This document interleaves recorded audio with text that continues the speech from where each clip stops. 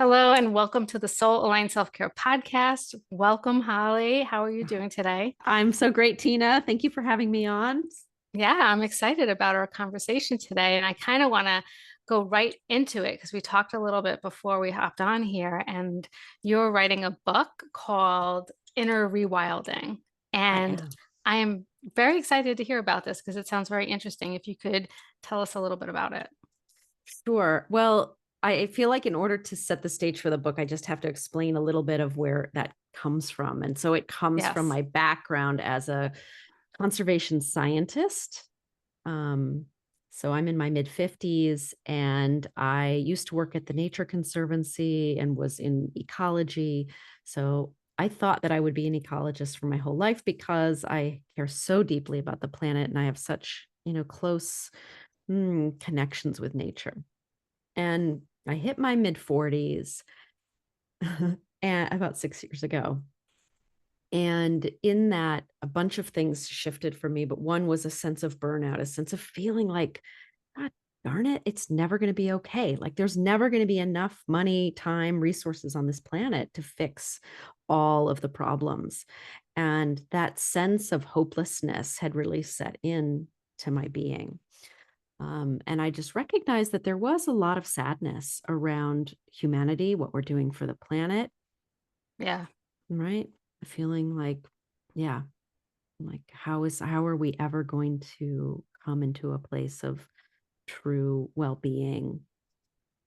And in that process, I ended up actually steering towards meditation and the spiritual path. And while I had been spiritual my whole life and read a lot of books, I had never really taken meditation seriously or really done that deep personal dive into the meditative path. And I met a meditation teacher and I did a course and I started meditating a couple hours a day.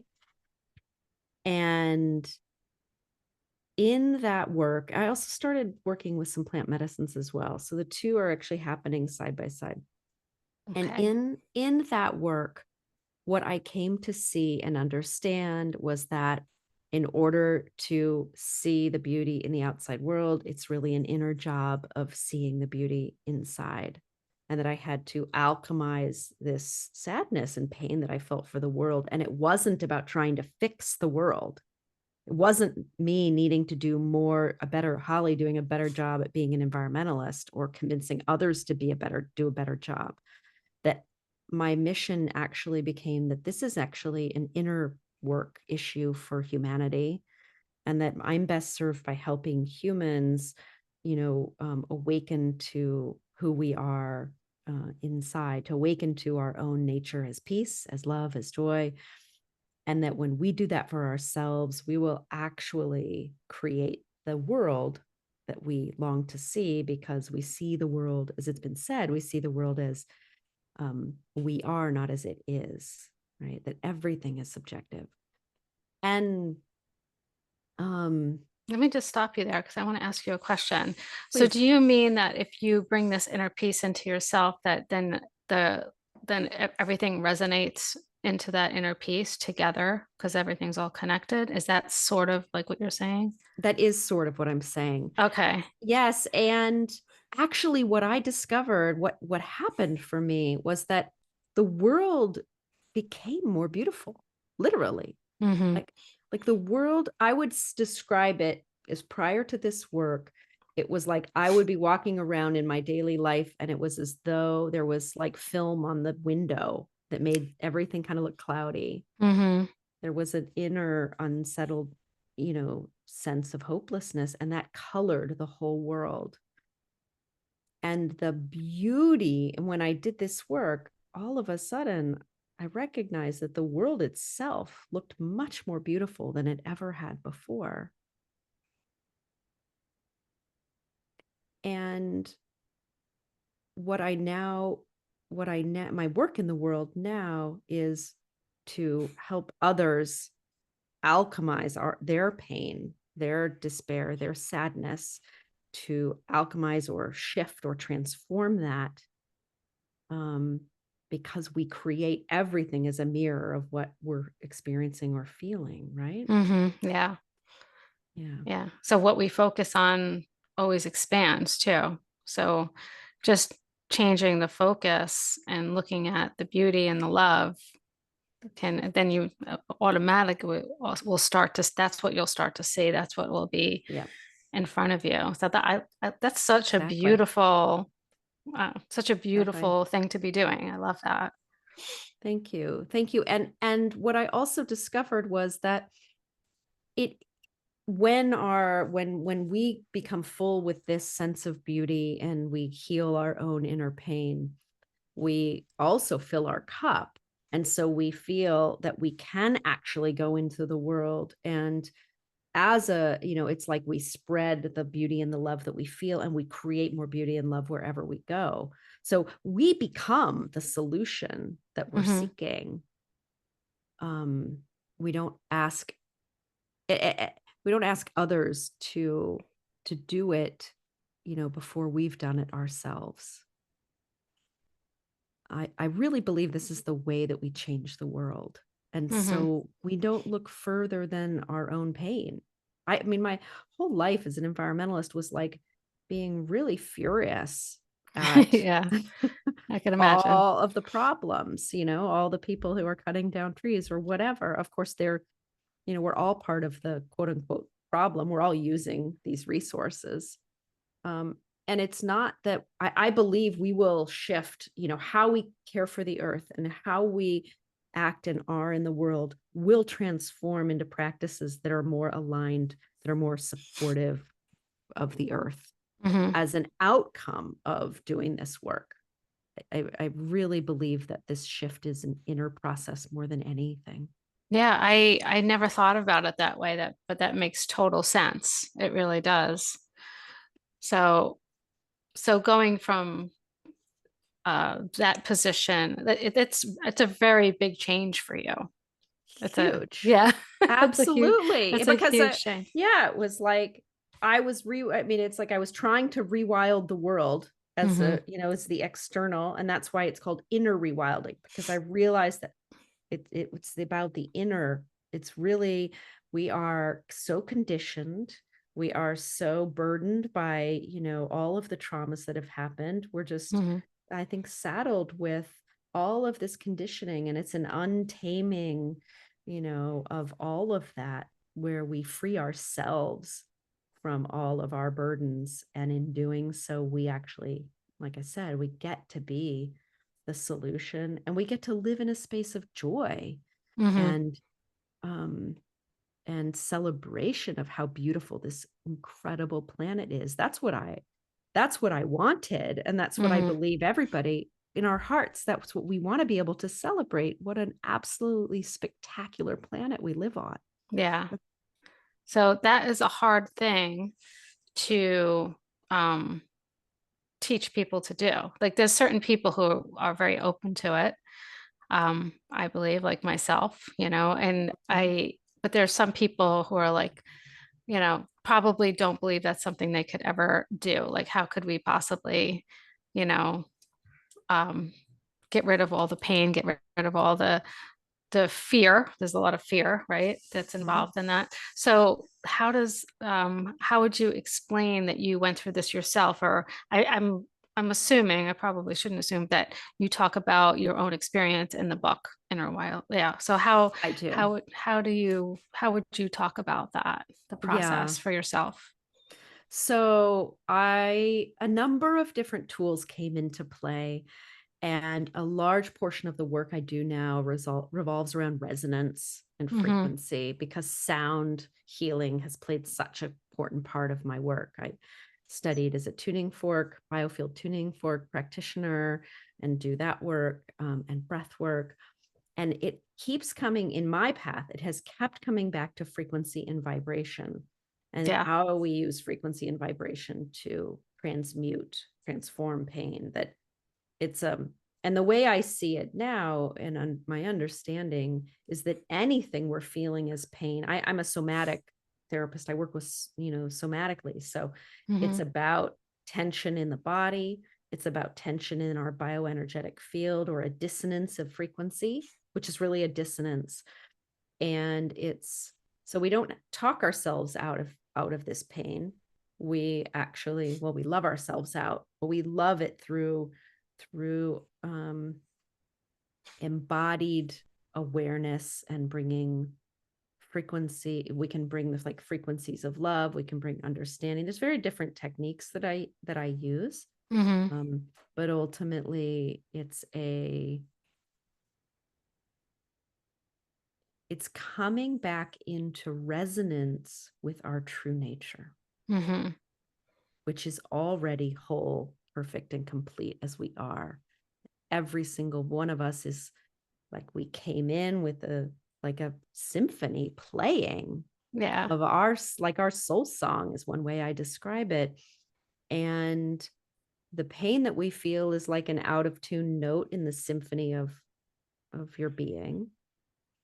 And we can tune out of tune notes. That's Hmm. something we know how to do. And now I work with frequency technology as another tool to help people, use frequencies to clear issues, clear beliefs.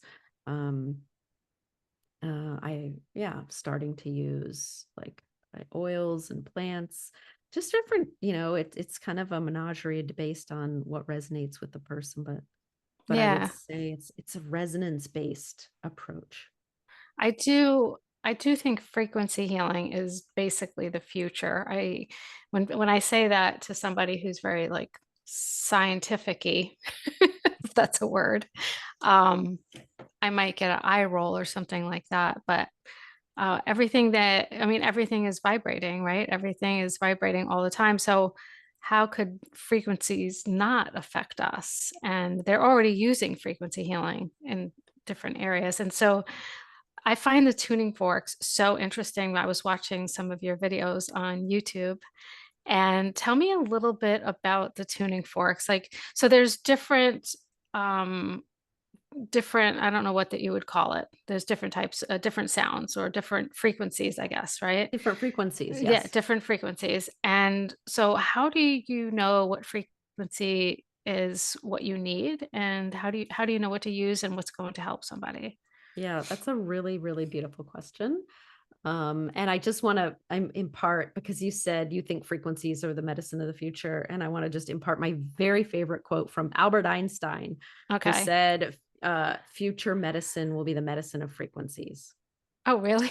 Yeah, he really did. Like, he Okay. really said that. So That's really I cool. I find it so fascinating that like basically the most famous scientist in all of Western history said that, and Yeah. respected scientists said that. So he must have known something. Hmm. I think we don't need to argue that he was a smart guy. Yeah. He must have known something pretty interesting about frequencies to have said that. Hmm. Yeah. So I am 100% agree with you on that. I think that's the medicine of the future as well.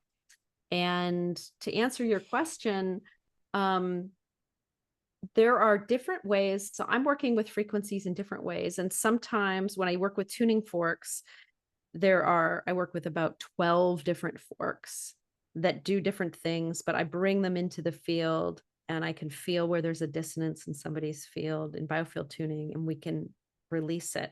We Hmm. don't need to match an exact frequency with that work. We can bring a fork like a 174 that's a Schumann resonance, and it will or sorry, a solfeggio frequency, and um it has the ability to transmute or transform dissonant energies. And we have some different forks do different things, different frequencies.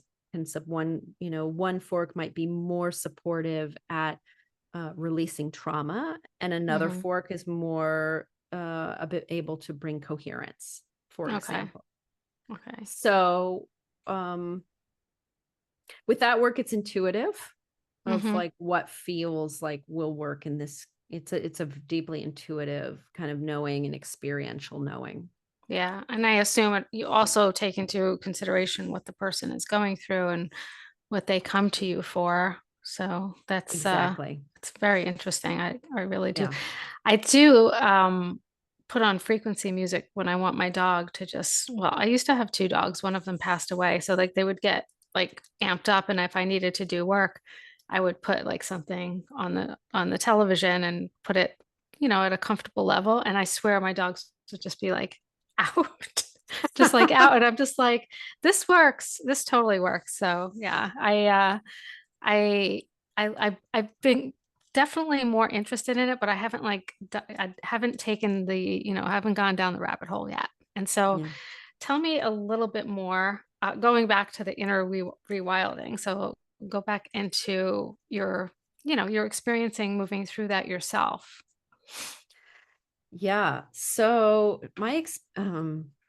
so there are, I mean, I just need to explain what came to me. It was a bit of a, I guess, a download, people Hmm. might call it that. Yeah. Was these kind of these arcs of these four paths of that I explain in the book are like mandalas. Like the first one, awaken to peace, Hmm. um, which is in it's in the direction of the east, and that's really that first recognition that we're not our thoughts, we're not we're awareness itself. I don't know how Hmm. much non-dual practices and meditation you've done, but that fundamental recognition that our nature is peace, Hmm. right? And that understanding, from that understanding, opens up a space. But what I felt in my journey was that that was incredible. I mean, awakening to awareness or to peace and to recognize that I wasn't my thoughts and to really practice that was absolutely life changing. Hmm. Like 100%, because it detached me from the small self that was felt like it always had to struggle to control life, right? I think that's very hard to do. It may be like simple, but I think it's hard to do to actually. Yeah. Yeah. I mean,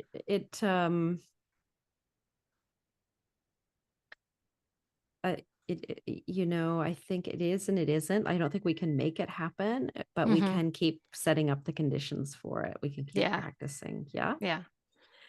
Um, and what I felt was that there was a bit of that that awareness-based practice where we recognize that, like, I am the space in which everything occurs, can feel a little vacant or empty. I mean, Tibetans Hmm. actually call it emptiness.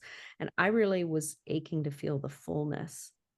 And that then when I started to the next phase of inner rewilding is a tuning to like this cosmic dance that's happening here, Hmm. and really make space for the prana, for the energetic flow, and consciously attuning to that. And when I did that, mm, more alive, it's like more aliveness came through. So that became like a really important element that I started to understand, that for me it wasn't just about awakening to the empty space of awareness, but it was about attuning to these frequencies of nature that are Hmm. playing, that we're literally bathed in every single day. So it's And like they're, bringing your awareness to that. Is that what you mean by yeah, that? it is by Okay. bringing awareness that. So um it's like starting to be very conscious about tuning into both, the ground, the trees, the birds, the bees, the like Hmm. just the different frequencies that are here supporting us in Yeah. every moment. Yeah, all you have to do, like I watch my dog all the time when I walk her outside, and there's so much more tuned into that kind of stuff. And my dog in particular is very, very sensitive to the wind. And so where I live, there's like a lot of trees. And before the wind actually like hits me, you could hear it coming. Like so, Mhm. like you could hear like this swishy noise coming. It sounds like something's coming towards you, and then you could see the tops of the trees moving, and you could see her energy. I don't know why she's so sensitive to the wind, but she's crazy with the wind. And her energy is building as the wind is coming towards her, and then it reaches us, and she just explodes. She's so Ah, excited. So like I definitely, when I go on walks with her, she makes me more aware of those energies for sure. yeah. Absolutely. Yeah. Yeah. Yeah. Because they're so attuned to it, as Hmm. you're pointing out. Or going and hugging a tree or touching a tree, like really actually spending more time allowing the frequencies of nature to support us, Hmm. Oh yeah, grounding. Yeah. grounding, for example, would be Yeah. a really important practice. Um, And you could even talk about it in something as simple as the food we eat too, like Yeah. tuning in, right, to Mm. the frequencies of the food we eat and even be starting to think about food energetically, vibrationally, and less like the kind of way we do it, with proteins and carbohydrates and fats, but like Mhm. the color and the texture and the vibrational nature of food. How alive is it? I mean, Mhm. we eat so much dead food, We really do. If you are a gardener and you grow your own food, you could definitely, like, I grow my own food. And so in the summer, I'm eating all my food from the garden. And then in the winter, when I have to go to, the grocery store and buy, uh, it's horrible. I can't think of a better word. Yeah. It's horrible.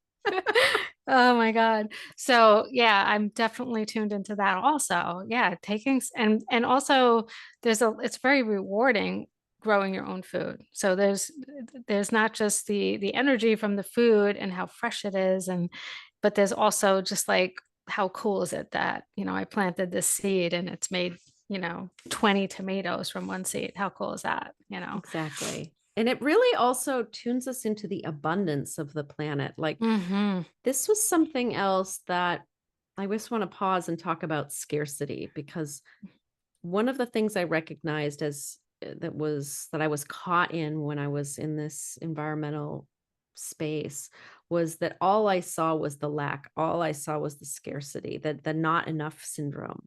Hmm. And this work really asked me to focus on the abundance and see the abundance that's here. And like nature refuses, the ocean refuses no rivers. Hmm. The earth in every moment is actually giving back to us, no matter what we do to her. She's like, I'm thinking Hmm. of like a seed growing through the pavement. Hmm. She's always regenerating naturally. And we really don't focus on that. We tend to focus on the lack side or the chaos side of the equation. Hmm. Where I believe like this fact that we were taught that it's like a dead, inert universe and with randomness. Like that's the story Hmm. of Western science view of nature, as opposed to this, if you talk about the alive, animate, ordered universe, they think you're sort of like a pagan freak. Yeah. Well, who cares? Right. Who care But what they think? well, I care what they think. And, I mean, I know from the work that I do, and from also we could talk about the emerging quantum physics and quantum field, that's just nonsense making, that Hmm. there is plenty of evidence that actually we live, David Bohm, for people who don't know David Bohm and his incredible quantum physics work, Hmm. about the implicate order, and that we live in this beautiful ordered intelligent universe. And so that story fundamentally changes everything from scarcity into lack, into order, into wholeness. So it's really I merging into wholeness, right? I feel like the easiest way to look for abundance is to look at nature. I think that's for me, that's the easiest way to get out of scarcity mode and into an abundance mode because nature and I'm very spoiled that way because of where I live. I live in the middle of nature, really. It's not very populated where I live. And I would imagine it would be harder to see that if you were in a city and not really seeing the abundance of nature every day. But just me watching the birds and, growing the Mm. garden, doing the garden work, and constantly walking in nature, you see how abundant nature is. It's absolutely amazing. And so I feel like that's one of the easiest ways for me to get back into abundance. Exactly. Yes, yes, yes. I so agree. So this harmonizing back with nature, through attuning. And then we could even talk about the ancient tools like drumming and dancing and these things that attune us to the rhythm, the heartbeat of the earth. Hmm. She actually has a frequency, 7.83 hertz. And what we know, if you look at like ancient drumming practices, is they actually bring humans into resonance with the 7.83 hertz, with the heartbeat of the earth. We're That's des- interesting. right? Like we're designed to actually be in resonance with the earth's frequency. And so many of us aren't because we're inside all day. We're wearing rubber shoes. We're, Hmm. we're staring at screens all day. We're not spending that much time in nature. So we're so disconnected with it. Exactly. And then we wonder why we feel crappy. Yeah. And Yeah. and it is that, I think, that disconnection, um that is so key, is to me, rewilding is like a reconnection. Hmm. um but I want to emphasize that it's inner work, it's not just outer work, because if we continue, the outer work supports the inner work, they go together, but we Hmm. still have to look inside at whatever energetically we're holding in terms of scarcity, lack, that Hmm. is creating the outer. And that's where the third step, allowing. So we have awaken, attune, and then the third step is allow. And allow is really allowing the flow of life to happen, Okay. which is releasing our bound up energy and and Yeah. becoming into kind of acceptance. It's really the surrender in the Yeah. spiritual texts. And It's not controlling. Yeah. exactly. Yeah. Okay. Yeah, I have trouble with that step. I think I we all definitely do. do. Yeah, I You know? definitely like but and I definitely I actually have I had did a podcast. I don't know, I think it was like 2 weeks ago, and it was about allowing yourself to just be and Hmm. what happens when you do that. And I shared a story of how I was just having a day and it wasn't going well. And when I'm having a day like that and I'm not feeling great, it's just not good for me to do my work because I'm working with people who are stressed out and anxious. And so I have to be in the right energy, right? So I was like, oh, I'm just gonna go out in the garden and I'm just gonna leave my phone inside and I'm gonna just go in the garden, just get dirty, right?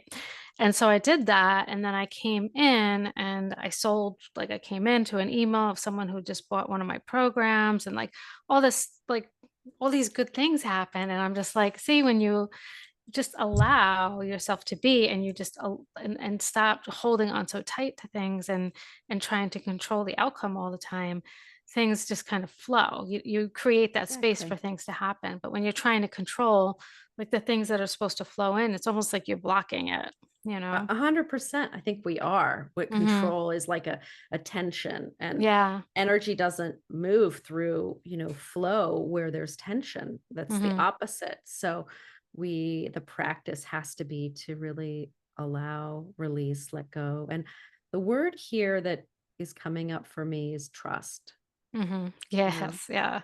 because I think it's really trust that is the barrier to not needing to control. If I said to you, like, if I could wave my magic wand and say, you don't have to worry about money or where your food will come from or time and everything, you could completely trust that the universe would take care of you.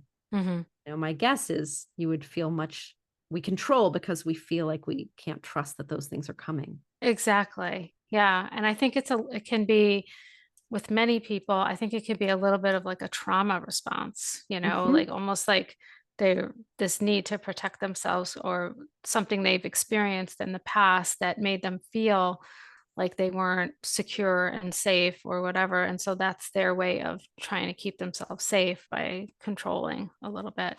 And it's hard to get back that trust. And that probably goes back to the first step where you have to really allow yourself to kind of move through that. Yes, it does. They support each other, Yeah. right? So there's definitely, yeah, they definitely work in a supportive framework, as it were. um because when you can really awaken to peace, when you really can come into that place of the I dissolves and there's just consciousness, it's Hmm. just this, then in that sense, everything is and will be okay. Hmm. Like it's all okay. It Well, really is. I love the steps. I love the whole, I can't wait to read it. I'm very Thank you. excited. Thank I you. told you how much I love to read, so Thank I'll be reading that book. I can't wait to you. get into that. Now I have um it was so funny at the beginning of the podcast. I like to come up with a question for people when they come on, that just something different off topic. But then I was like, oh, you know what a good question would be? What would be something that everybody could do that would support the environment? And now I see that that question has already been answered, because that's what this whole conversation was about. So my question that I thought I so cleverly came up with is not there anymore. So another question that I ask people, that I love to just ask them, if you could share something about yourself that you don't normally share, something different that most people don't know, just something, it could be something fun, whatever you want. Something different that most people don't know. Um, I'm a real goofball. I was the weird kid in school. Oh, I tried being in the popular group, but I was rejected me because I was too. Okay. Popular rejectors here. all We right. could start a club. I know. I was in their group for a very short period of time until they figured out that I was just a little bit off kilter. Weird. Well, the Yeah. weird ones are the good ones, as far as I'm concerned. Being normal isn't any fun whatsoever. So, No, no. And yeah, and I really embrace that now, I feel like um yeah, I really embrace authenticity. I guess mhm. is what's coming to me right now. I'm here for people who to be their fully authentic selves and be weird and wild and free, whatever that looks like. Like, I don't want to be in a milk toast world where we're all just like walking around and Yeah, so boring. it's so boring, you know? I love to quote the or talk about the song from Shrek called Let Your Freak Flag Fly. That's Yeah. so there you go. Let your freak Oh. flag fly. Well, now we've used the word freak twice on this podcast Okay, because that's we were talking interesting. about pagan freaks and now this. Yes. So, Yes. right. Pagan freaks. I love pagan freaks. Those are my favorite. So, Yeah. Yeah. Let well, your freak flag it's been fly. let your Mhm. freak flag fly. I think I wrote a blog, or maybe I even titled the podcast that at one time. And I thought it was going to be just like so popular, and it wasn't. I was just like, huh, all right, whatever, you know. But yeah, my one of my children, I think it was my son, watched Shrek so many times that yeah, I know all the words to every song. So that's Mm, a fun fact about me that nobody knows. that's a good one. Yeah. Oh my goodness. Oh, it's been really fun talking to you, and I can't wait to read your book, and you'll have to let us all know when it comes out. Such a pleasure, cool conversation, and you're a very cool lady. It was great meeting you. Thank you. Thank you so much for having me on. And I will just say, like, if you don't have to wait for the book to come out, I have a Substack Stop. Yes. channel and a newsletter I publish every week. And a lot of my ideas that I talk about in the book are in my newsletter and Substack channel. So, but I invite you to follow me and you can get a lot of the juice there. Yes, I believe I signed up for your newsletter earlier today, and we'll definitely put a link to those in the show notes if that's cool with you. That's way cool. Yeah. Thank Okay. you. All Thank right, you. cool. So thank you again. It's been great meeting you. Yeah. I appreciate you coming on. It's been a fun conversation. Super fun. I really appreciate you having me on. Thanks so much, Tina.